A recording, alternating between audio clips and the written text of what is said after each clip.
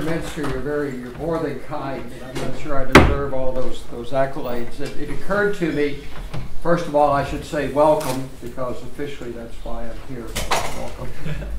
The second thing I should say is, sustainability isn't about just 1 week, is it? Shouldn't we have 52 weeks of sustainability? Well, so much. I understand this is a 5-day program. You'll have workshops and presentations and a number of things. I truly believe our goal should be to have our campus be the greenest one in the nation. And it's something that's achievable. And I can imagine that it won't happen today, it won't happen tomorrow, but it's something that we can aspire to achieve.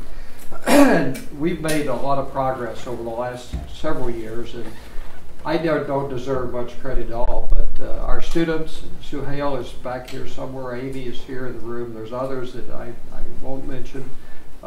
You, Dr. Minsker, Dick Warner, who retired and left us to soldier on, Steve Sanka in the office, who's been very supportive, and even Facilities and Services, Jack Dempsey has become a supporter.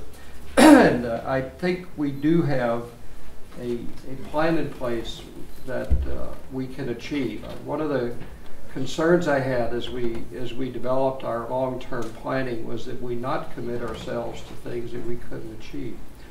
And I think we have 2017 as a date for being out of the coal-fired heating business.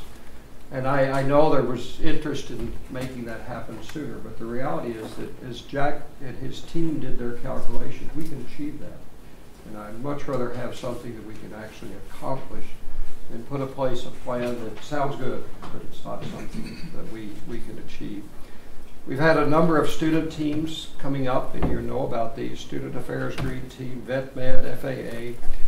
We have, our students have stepped forward with, as your students, most of you, and you appreciate this, but a couple of fees. The Clean Energy Technology fee this past spring, students voted to increase the campus sustainability environment fee, and I understand, Suhail, you have some projects that we need to get together and discuss, and we're excited about that. Chancellor Herman initiated this effort several years ago, and he deserves some recognition as well. And the goal at that point was to reduce energy consumption by 10% in 3 years. We've done more than that. Our goal today is to take us back to the 1990 levels, which I think is somewhere around 15% reduction. We have reduced energy consumption, as I said.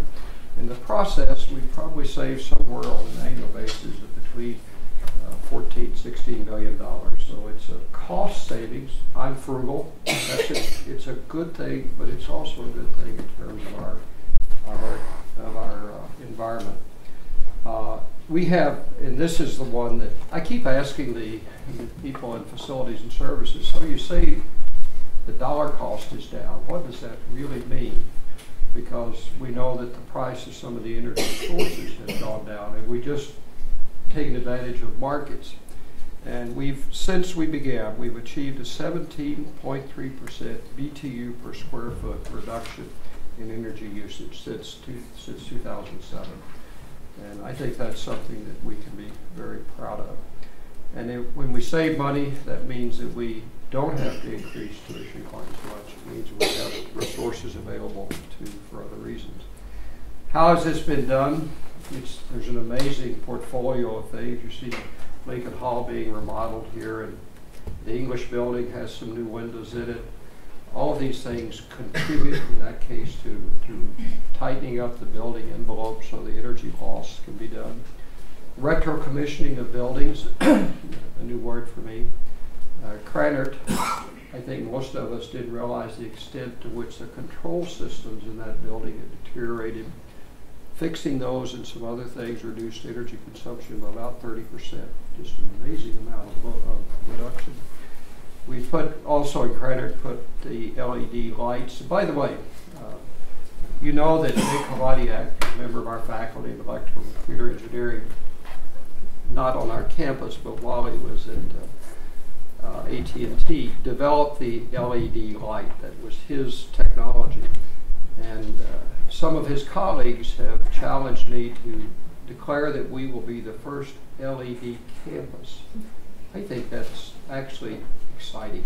think about that, how much we can reduce our energy consumption if in fact we could achieve that. I haven't actually worked out a way to make a big splash and say that. I want to get a sense that we can actually move in that direction fairly aggressively if we're going to do that. Well, we made the commitment around coal. We've made some commitments around trying to make vehicle mobility easier on this campus so cars don't sit and idle. We've tried to do what we can to encourage pedestrian to use other means of transportation for our faculty and staff to take advantage of the bus system, those things that will reduce energy. The challenge is we're just getting started. And it's these kinds of conversations that encourage those of us in these positions to continue the work. And I think it is a very significant part because of the encouragement that you have given us that we have paid attention to this. I'm a temp, and I think most people realize that someday there'll be another chancellor. And if I could leave a message with you, it is that whoever sits in that chair should be encouraged by this community to continue to work toward these goals. So with that, have a good meeting. I hope you enjoy your time that you will spend in these conversations over the remainder of this week. And I look forward to seeing any recommendations that come forward. Thank you.